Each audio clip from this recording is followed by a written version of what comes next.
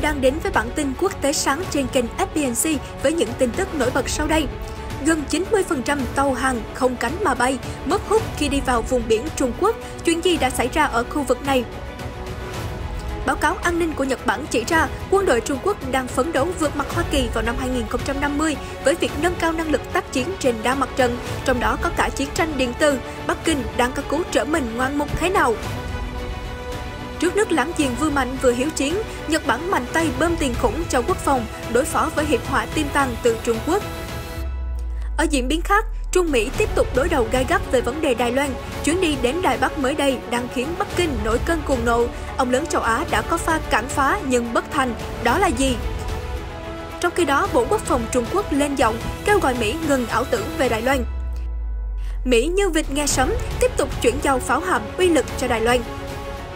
Một số tin tức đáng chú ý khác, Tổng thống Ukraine nói Nga đứng sau âm mưu đảo chính vào đầu tháng 12 tới. Anh điều thêm xe thiết giáp tới Đức, sẵn sàng phản đoàn khi Nga chiếm Ukraine. Belarus cùng Nga điều tiêm kích Su-30SM, bao phủ vùng trời biên giới, dằn mặt NATO. EU dừng mọi chuyến bay từ Nam Phi để phòng biến thể Covid-19 mới. Virus trỗi dậy, đe dọa phá tan trụ cột tăng trưởng cuối cùng của kinh tế Đức. Tất cả sẽ được gửi đến quý vị ngay sau đây. CNN đưa tin, giới chuyên môn đã phát hiện nhiều tàu hàng đột nhiên không cánh mà bay, biến mất khỏi hệ thống định vị chuyên ngành khi đi vào vùng biển Trung Quốc. Từ trước đến nay, các lượt tàu sẽ được các công ty dữ liệu về hàng hải theo dõi thông qua thiết bị thu phát của hệ thống nhận diện tự động, gọi tắt là AIS. Nhờ hệ thống này thì tàu có thể gửi về trạm kiểm soát ven biển, vị trí, tốc độ, hải trình và tên tàu nhờ tín hiệu vô tuyến tần số cao. Trong trường hợp tàu ngoài tầm hoạt động của các trạm, thông tin có thể được trao đổi qua vệ tinh. Tuy nhiên, theo công ty dữ liệu hàng hải toàn cầu Vessel Value, kể từ cuối tháng 10, có đến 90% tàu ở vùng biển Trung Quốc không phát tín hiệu, hoàn toàn nằm ngoài kiểm soát. Đáng nói là Bộ Ngoại giao Trung Quốc khẳng định các trạm AIS dọc bờ biển nước này vẫn đang hoạt động bình thường và không bị tắc. Trái lại, nguồn tin thân cận của CNN tiết lộ một số thiết bị AIS đặt tại các trạm dọc bờ biển Trung Quốc đã bị tháo dỡ từ hồi đầu tháng theo chỉ đạo của ngành quốc an nước này. Những thiết bị được giữ lại dường như sẽ được lắp đặt theo tiêu chuẩn khác biệt so với trước đây. Giới quan sát cho rằng đó có thể là nguyên nhân khiến các tàu hàng không thể gửi thông tin về các trạm. Đáng nói là các công ty hàng hải thường dựa dữ liệu AIS để nắm bắt sự di chuyển của tàu thuyền, nắm bắt xu hướng theo mùa và cải thiện hiệu quả hoạt động của các cảng. Trung Quốc đang sở hữu 6 trong 10 cảng container lớn nhất thế giới, nên việc thiếu thông tin gửi từ các tàu trong vùng biển nước này đang gia tăng áp lực lên ngành hàng hải toàn cầu, tác động đến chuỗi cung ứng, đặc biệt là trong bối cảnh cung ứng hàng hóa dần nhộn nhịp trở lại sau mùa dịch. Lý giải về động thái mới của Trung Quốc, các chuyên gia cho rằng nguyên nhân có thể xuất phát từ luật bảo vệ thông tin cá nhân của Trung Quốc mà chính quyền Bắc Kinh ban hành và có hiệu lực kể từ ngày 1 tháng 11. Theo luật này, thì các công ty xử lý dữ liệu ở các khu vực thuộc chủ quyền của Trung Quốc thì phải được chính phủ nước này cho phép. Mặc dù luật không đề cập đến dữ liệu hàng hải, nhưng các nhà cung cấp dữ liệu ở Trung Quốc có thể chặn dữ liệu để đề phòng. Chưa dừng lại ở những động thái gây khó dễ về mặt thông thường hàng hải nói trên, Trung Quốc còn không ngừng bành trướng sức mạnh quân sự. Hôm 26 tháng 11, Viện Nghiên cứu Quốc phòng Quốc gia Nhật Bản đã công bố báo cáo thường niên về Trung Quốc, trong bối cảnh sự cạnh tranh giữa Washington và Bắc Kinh ngày càng gay gắt và thế giới đang đoán già đoán non về khả năng Trung Quốc xâm lược Đài Loan. Trong đó, tài liệu của Nhật Bản tiết lộ, từ những năm 2000, Bắc Kinh đã nỗ lực thúc đẩy cải cách quân đội để tăng cường khả năng tác chiến. Từ những mặt trận truyền thống gồm đất liền, trên biển, trên không, đến mở rộng ra là không gian mạng và chiến tranh điện tử. Trong đó, Trung Quốc phấn đấu đến năm 2050 sẽ ngang bằng hoặc vượt Hoa Kỳ về mặt quân sự. Báo cáo có đoạn viết, Quân đội Giải phóng Nhân dân Trung Quốc POA không chỉ đơn thuần bắt chước các nước phương Tây, Trung Quốc đã làm cho khái niệm hiệp đồng tác chiến giữa các lực lượng trở nên đa dạng hơn thông qua việc hướng đến phát triển những công nghệ quân sự mới. Tài liệu của Viện Nghiên cứu Nhật cũng cho rằng, dưới sự lãnh đạo của Chủ tịch Tập Cận Bình kể từ năm 2012, POA đã tiến hành các cuộc cải cách lớn nhất từ trước đến nay để tăng cường khả năng thực hiện các hoạt động tổng hợp. Điển hình như việc xây dựng một đơn vị đổ bộ mạnh mẽ tương tự như Thủy quân lục chiến Mỹ, hay việc thiết lập một hệ thống kiểm soát biên giới trên biển bằng cách đặt các lực lượng cảnh sát biển dưới sự quản lý của lực lượng cảnh sát vũ trang nhân dân do Quân ủy Trung ương Trung Quốc chỉ huy trực tiếp. Ngoài ra, thì trong kế hoạch 5 năm lần thứ 13 kể từ năm 2016 đến năm 2020, BOA đã tiến hành hơn 100 cuộc huấn luyện liên quan đến điều động binh lực.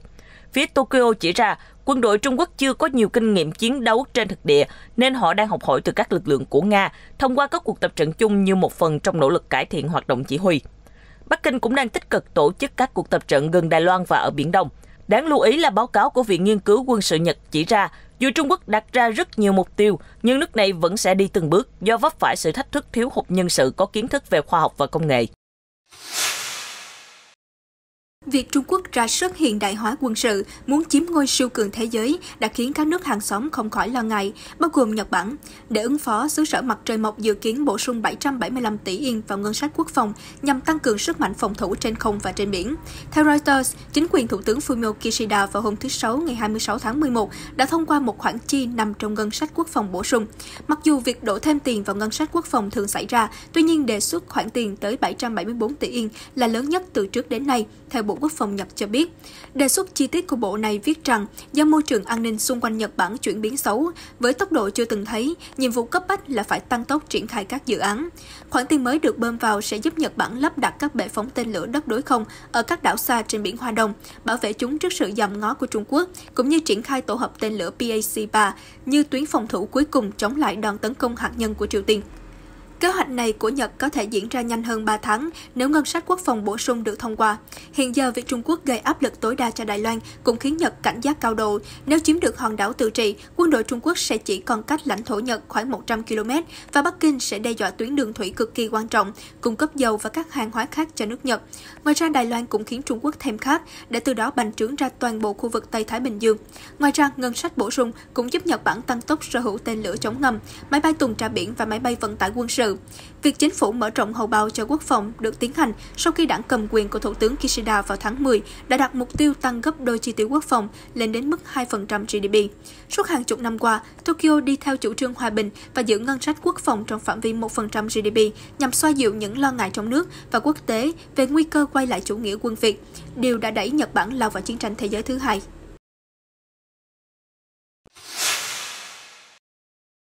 Trong cuộc điện đàm hôm 26 tháng 11, Bộ trưởng Ngoại giao Nhật Bản Yoshimasa Hayashi và người đồng cấp Canada Melanie Joly đã tỏ ra thận trọng trước sức ảnh hưởng quân sự và kinh tế ngày càng tăng của Trung Quốc.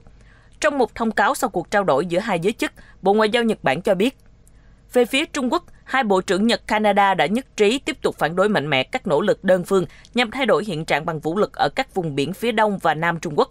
Đồng thời, đôi bên cũng phản đối việc Bắc Kinh tạo ra áp đặt cưỡng chế bằng kinh tế. Ông Hayashi và bà Joly cũng đã nhất trí thảo luận về hợp tác an ninh hơn nữa để thực hiện hóa một khu vực Ấn Độ Dương-Thái Bình Dương tự do và cởi mở. Cuộc đàm phán diễn ra trong bối cảnh Trung Quốc đang đẩy mạnh các hoạt động hàng hải của mình ở các vùng biển lân cận, bao gồm xung quanh quần đảo tranh chấp Senkaku, nhóm các đảo nhỏ do Tokyo quản lý nhưng Bắc Kinh đã tuyên bố chủ quyền và gọi chúng là điếu ngư. Đôi bên cũng trao đổi quan điểm về tình hình trong khu vực, bao gồm các mối đe dọa từ tên lửa và hạt nhân của Triều Tiên, cũng như việc Triều Tiên bắt cóc những công dân Nhật Bản chưa về nước trong những năm 1970 và 1980.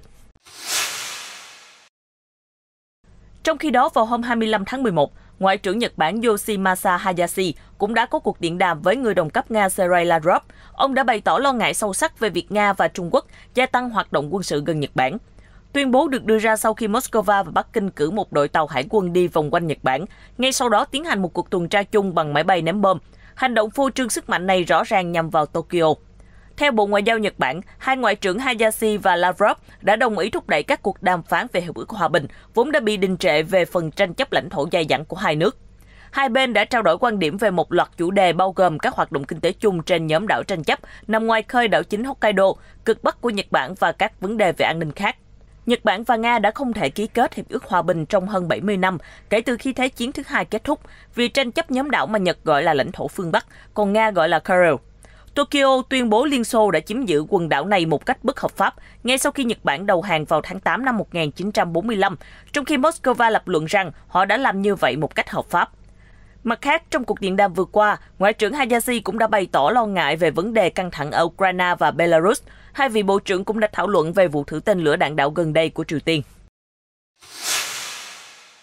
Ở diễn biến khác, cuộc đối đầu giữa Trung Quốc và đại kình địch Mỹ không chỉ diễn ra trên mặt trận quân sự, hai cường quốc vẫn đang hung hăng xung quanh câu chuyện Đài Loan. Mới đây, Washington lại có màn chọc giận Bắc Kinh khi các nghị sĩ nước này tiếp tục thực hiện chuyến thăm đến Đài Bắc để thảo luận về hợp tác an ninh và kinh tế. Hiển nhiên, Trung Quốc không thể ngồi yên. Hai thành viên của phái đoàn Mỹ là hạ nghị sĩ Nancy Mace và hạ nghị sĩ Elisa Slotkin tiết lộ trước chuyến đi, họ đã nhận được tin nhắn của Đại sứ quán Trung Quốc ở Washington yêu cầu họ phải hủy bỏ kế hoạch thăm đảo Đài Loan. Thông tin trên được bà May công bố trên Twitter sau vài giờ cùng 4 nhà lập pháp khác đặt chân đến Đài Loan. Nữ nghị sĩ đăng dòng tweet với nội dung: "Khi truyền thông đưa tin về chuyến thăm Đài Loan của chúng tôi, Đại sứ quán Trung Quốc đã yêu cầu tôi hủy chuyến đi. Chúng tôi không việc gì phải làm như vậy." Bên cạnh đó, nghị sĩ Slotkin cũng đăng dòng tweet cho biết bà cũng nhận được một tin nhắn thẳng thừng từ Đại sứ quán Trung Quốc với nội dung tương tự, yêu cầu bà hủy chuyến thăm. Bất chấp những lời cảnh báo từ phía Bắc Kinh, phái đoàn gồm 5 đại diện do hàng nghị sĩ Mark Takano, Chủ tịch Ủy ban các vấn đề cựu binh Hạ viện dẫn đầu, đã đến và gặp gỡ các quan chức lãnh đạo Đài Loan. Đây là lần hội đàm thứ 2 trong tháng này của các nghị sĩ Mỹ sau chuyến thăm 3 ngày của phái đoàn do Thượng nghị sĩ John Cornyn dẫn đầu đến Đài Loan hồi tháng 11. Trong cuộc hội đàm với phái đoàn Mỹ hôm 26 tháng 11, nhà lãnh đạo Đài Loan Thái Anh Văn cho biết Hội đồng Cựu chiến binh Hoàng đảo VAC sẽ thành lập một phái đoàn tại Hoa Kỳ vào đầu năm tới để thúc đẩy các hoạt động trao đổi song phương. Trong khi đó, ông Takano nhận định chuyến đi của các nghị sĩ Mỹ tới Đài Loan là nhằm nhắc nhở các đối tác và đồng minh rằng Hoa Kỳ luôn luôn duy trì các cam kết vững chắc và thể hiện trách nhiệm với một khu vực Ấn Độ Dương-Thái Bình Dương tự do và an toàn. Vị nghị sĩ cũng bày tỏ hy vọng sau đại dịch, những chuyến đi trao đổi hợp tác như thế này sẽ trở thành hoạt động thường lệ để đôi bên có thể thúc đẩy trao đổi hợp tác và tăng cường sự hiểu biết lẫn nhau. Theo Viện Hoa Kỳ tại Đài Loan, chuyến thăm Đài Loan là một phần trong chuyến công du đến khu vực Ấn Độ Dương, Thái Bình Dương của các nghị sĩ Mỹ. Sau đó, họ sẽ thăm Nhật Bản và Hàn Quốc. Người phát ngôn Bộ Quốc phòng Trung Quốc Ngô Kim hôm thứ Năm ngày 25 tháng 11 tuyên bố không có chỗ cho sự thỏa hiệp với Mỹ về vấn đề Đài Loan. Washington hãy ngừng ảo tưởng điều đó và kiềm chế những hành động khiêu khích như trong thời gian gần đây. Dù vậy, ông Ngô nói Trung Quốc sẵn sàng trao đổi và hợp tác với Mỹ nhằm phát triển một mối quan hệ lành mạnh và ổn định, hướng tới lợi ích của hai nước và toàn cầu. Ông Ngô nhấn mạnh, gần đây Mỹ có nhiều hành động vô trách nhiệm và khiêu khích về vấn đề Đài Loan, Biển Đông, tăng cường trinh sát khoảng cách gần bằng chiến hạm và chiến cơ. Phát biểu được ông Ngô đưa ra 2 ngày sau khi tàu khu trục Mỹ USS Medius tuần hành qua eo biển Đài Loan. Hải quân Mỹ khẳng định việc này thể hiện cam kết của Mỹ đối với Ấn Độ Dương-Thái Bình Dương tự do và rộng mở, tôn trọng luật pháp quốc tế. Mỹ không thiết lập quan hệ ngoại giao chính thức với Đài Loan, nhưng là nước ủng hộ hòn đảo mạnh mẽ nhất. Ngày 18 tháng 11, Không quân Đài Loan đã biên chế phi đoàn F-16V đầu tiên do Mỹ nâng cấp. Tại lễ biên chế, lãnh đạo Thái Anh Văn khẳng định dự án tiêm kích F-16V thể hiện cam kết vững chắc trong quan hệ của hòn đảo với Mỹ. Đồng thời, bà Thái nhiều lần lặp lại lời thề sẽ bảo vệ hòn đảo vì chỉ có người Đài Loan mới có thể quyết định vận mệnh của người Đài Loan. Trong khi đó, một quan chức quốc phòng Đài Loan hôm 25 tháng 11 cho biết, một lô 8 pháo hạm tự hành M109A6 Paladin do Mỹ sản xuất dự kiến sẽ được giao cho Đài Loan vào năm 2023. Lục quân của hòn đảo đã mua loại pháo hạm tự hành này với tổng chi phí là 625 triệu đô la, chia ra trả từ năm 2020 đến năm 2026. Tuy nhiên, thỏa thuận vẫn chưa được chính thức ký kết. Trong khi đó, lục quân dự kiến sẽ gửi nhóm 30 quan chức cấp cao đến Mỹ vào năm 2022 để được huấn luyện cách sử dụng pháo Paladin, cũng như một số khí tài khác sao cho đạt hiệu quả cao nhất. Chính quyền Tổng thống Joe Biden cũng đã thông qua đề xuất bán 40 pháo Paladin vào tháng 8, cùng với 20 phương tiện hỗ trợ đạn pháo dã chiến M992A2, gần 1.700 bộ chỉ dẫn chính xác đa lựa chọn, cùng với các thiết bị liên quan và hỗ trợ hậu cần khác. Cựu Tổng thư ký Tổ chức Hiệp ước Bắc Đại Tây Dương NATO Javier Solana mới đây đã khuyên Mỹ không nên đối đầu với Trung Quốc. Ông cho rằng đây là yếu tố then chốt giúp hạ nhiệt mối quan hệ căng dây đàn giữa hai cường quốc. Cụ thể, trong một bài bình luận đăng trên trang web của Reuters Syndicate, cựu lãnh đạo NATO cho biết lập trường cứng rắn của những nhà lập pháp Hoa Kỳ trong thời gian gần đây đối với Trung Quốc có một lỗ hổng chết người. Ông cho rằng trong thời đại này, hai quốc gia cần có trách nhiệm chung trong việc đảm bảo hòa bình, ổn định trong khu vực và trên thế giới. Như vậy, các nước khác mới nối bước thực hiện theo kim chỉ nam này. Hướng đi này sẽ có tác động tích cực đến an ninh quốc tế. Nhân loại sẽ tập trung giải quyết những thách thức toàn cầu mà chúng ta phải đối mặt, thay vì sự tương tàn lẫn nhau, ông Javier Solana nhấn mạnh. Mồi lửa căng thẳng xung quanh Nga lại bùng lên cao trào. Mới đây, Tổng thống Ukraine Volodymyr Zelensky cáo buộc Nga đang kích động các nhóm ly khai, chuẩn bị đảo chính sớm nhất vào tuần tới. Cụ thể, Tổng thống Zelensky hôm thứ Sáu ngày 26 tháng 11 cho biết, cơ quan tình báo đã báo cáo Nga dính líu tới kế hoạch đảo chính, dự kiến diễn ra vào ngày 1 hoặc ngày 2 tháng 12. Ông Zelensky phát biểu, chúng ta không chỉ có những thách thức từ Nga và còn có thêm những xung đột nội bộ. Lời cảnh báo đưa ra khi Nga được cho là đang tập kết khoảng 100.000 quân lính sát biên giới Ukraine. Theo trang Business Insider, các chuyên gia cho rằng Nga nhiều khả năng sẽ xâm chiếm Ukraine. Bộ Quốc phòng Ukraine vào tuần này cũng báo động Nga đang ráo riết tăng cường quá trình chuẩn bị tấn công.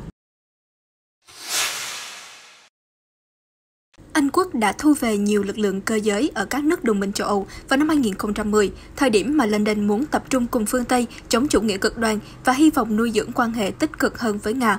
Tuy nhiên mới đây, Bộ trưởng Quốc phòng Ben Wallace đã thông báo sự thay đổi về lực lượng quân đội, bao gồm kế hoạch tái triển khai một số xe thiết giáp đến Đức.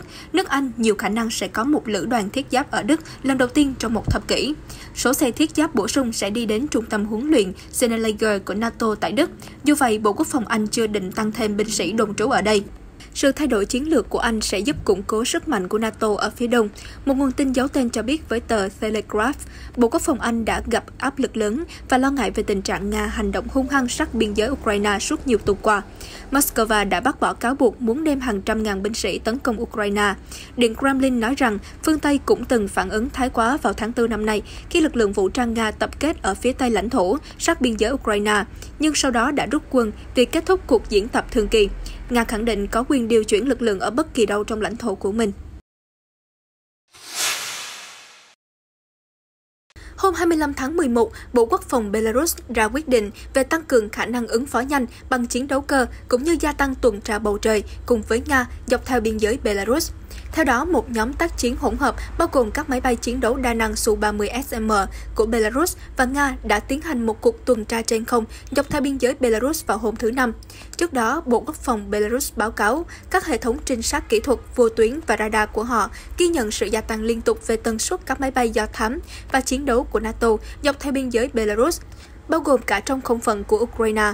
Cụ thể, số chuyến bay thị uy của NATO trong tháng qua tăng gấp đôi, riêng của Mỹ tăng 50%. Belarus và đồng minh Nga tỏ ra cảnh giác những hoạt động bay dày đặc này. Hôm 26 tháng 11, truyền thông Đức đưa tin nước này sẽ tham gia cuộc đàm phán về việc cấm phổ biến vũ khí hạt nhân của Liên Hợp Quốc với tư cách quan sát viên. Cuộc họp này là kết quả của một quá trình đàm phán lâu dài của một số quốc gia trong câu lạc bộ hạt nhân, đồng thời báo hiệu sự thay đổi theo hướng tích cực trong các chính sách của Tổ chức Hiệp ước Bắc Đại Tây Dương NATO. Cuộc họp dự kiến diễn ra vào tháng 3 năm 2022 tại thủ đô Vienna của Áo. Việc Berlin tham gia vào cuộc đàm phán giải trừ hạt nhân lần này được xem là di sản cuối cùng của chính quyền Thủ tướng Angela Merkel trong việc xây dựng và duy trì một thế giới hòa bình. Đồng thời, việc này cũng gây áp lực lên Nhật Bản, quốc gia vốn dựa vào chiếc ô hạt nhân của Hoa Kỳ để tự bảo vệ mình trước các mối đe dọa tứ bề. Là một thành viên chủ chốt của NATO, Đức có lực lượng quân đội rất mạnh với nhiều trang thiết bị khí tài hiện đại. Tuy không trực tiếp phát triển vũ khí hạt nhân, nhưng Berlin lại nắm trong tay một số lượng không nhỏ vũ khí này nhờ Hoa Kỳ cung cấp và duy trì trên lãnh thổ. Nếu được các bên tham gia thống nhất, hiệp ước cấm phổ biến vũ khí hạt nhân nói trên sẽ cấm hoàn toàn việc phát triển, thử nghiệm, sở hữu và sử dụng vũ khí hủy diệt này. Tuy nhiên, không phải quốc gia nào cũng đồng thuận hiệp ước này. Đơn cử như ba chiến quốc Mỹ, Nga, Trung Quốc và các đồng minh của họ như Đức, quốc gia quan sát viên lần này. Nhật Bản cũng nhất quyết không tham gia ký kết hiệp ước này, cũng như đang cân nhắc tham gia hội nghị Vienna vào tháng 3 tới với tư cách quan sát viên. Sự dè dặt của Tokyo cũng là điều dễ hiểu khi họ từng là nạn nhân của vụ tấn công bằng bom nguyên tử. Trong buổi trả lời báo giới, phát ngôn viên chính phủ Nhật Bản ông Hirokazu Matsuno cho biết Tokyo rất hoan nghênh việc giải giáp vũ khí hạt nhân trên toàn thế giới. Tuy nhiên, để hiện thực hóa điều đó, cần có sự chung tay của cộng đồng quốc tế, nhất là các cường quốc hạt nhân.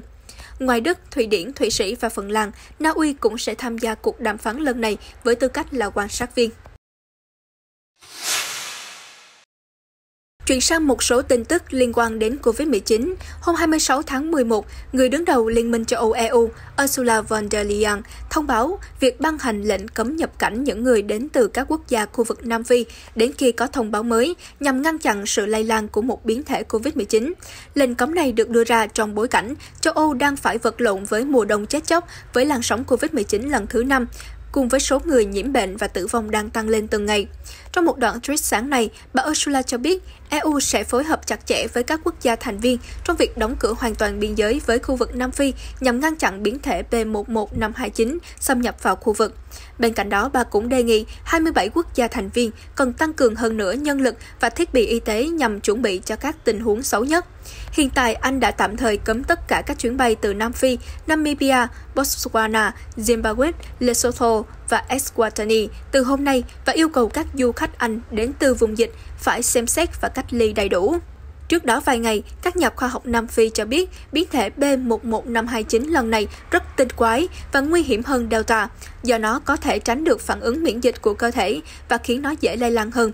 Hiện tại, các nhà khoa học trên thế giới đang nỗ lực nghiên cứu loại biến thể này nhằm tìm ra cách đối phó. Sự xuất hiện của nó cũng đã gây ra tâm lý lo ngại trên toàn thế giới trong bối cảnh nhân loại chưa thể hoàn toàn khống chế COVID-19. Số ca nhiễm tăng lên quá nhanh ở Đức đang gây áp lực kinh khủng cho người tiêu dùng ở nền kinh tế lớn nhất châu Âu. Mùa lễ Giáng sinh có thể trôi qua trong ảm đạm và Đức sẽ vụt mất trụ cột tăng trưởng cuối cùng của mình trong năm nay. Việc phân tích dữ liệu GfK hôm thứ Năm ngày 25 tháng 11 cho biết, dựa trên khảo sát khoảng 2.000 người Đức, chỉ số niềm tin tiêu dùng đã giảm xuống âm 1,6 điểm tháng 12, dù đã về mức 1 điểm vào một tháng trước. Chỉ số niềm tin tiêu dùng tháng 12 là thấp nhất trong vòng nửa năm. Khảo sát của GfK được tiến hành sau khi báo cáo về tổng sản phẩm nội địa cho thấy tiêu dùng hộ gia đình là trụ cột tăng trưởng cuối cùng để mở rộng kinh tế trong quý 3, trong khi đầu tư của doanh nghiệp và tiêu thụ của nhà nước đều sụt giảm trong mùa hè.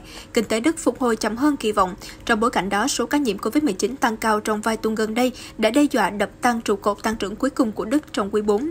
Nhà kinh tế học Rolf Berg từ GfK cho biết, môi trường tiêu dùng đang chịu áp lực hai phía. Một mặt là làn sóng dịch thứ tư với tỷ lệ mắc bệnh gia tăng, tạo khó khăn cho ngành y tế và e rằng sẽ có thêm nhiều biện pháp hạn chế chống dịch. Mặt khác, giá cả cũng leo thang chóng mặt, lạm phát cũng ở mức trên 4%. Tỷ lệ lạm phát hơn 4% có thể tác động đến sức mua của người tiêu dùng. Tất cả các yếu tố này đã làm tăng hy vọng về mùa mua sắm dịp lễ Giáng sinh, theo chuyên gia nhận định. Hơn nữa, kỳ vọng của người tiêu dùng về tăng thu nhập cá nhân và sự phát triển nói chung của nền kinh tế giờ đã tiêu tan. Điều này đã đẩy xu hướng mua xuống mức thấp nhất trong vòng 9 tháng. Tin tức vừa rồi cũng đã kết thúc bản tin ngày hôm nay. Cảm ơn quý vị đã quan tâm theo dõi. Xin chào và hẹn gặp lại trong các bản tin sau của FBNC.